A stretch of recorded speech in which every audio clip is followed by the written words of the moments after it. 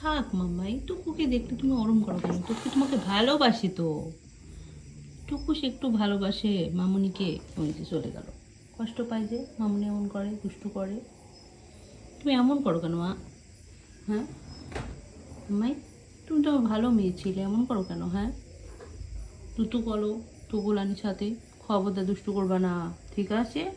Hello everyone, কেমন আছেন সবাই? আশা করি সবাই অনেক অনেক ভালো আছেন। তো দেখলেন টুকুস আর পিকাচুর বর্তমান সম্পর্ক।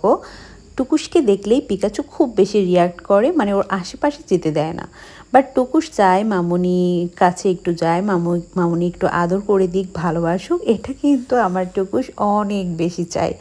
বাট আমার পিকামণি একদমই টুকুসকে ভালোবাসে না এখন আর, আর শুধু মাম্মার আদর নিতে চায়। ওর ধারণা হচ্ছে টুকুসমণি আমার কাছে থাকে মানে আমি ওকে বেশি আদর করি, পিকামণিকে বেশি আদর করি না। আমার যেটা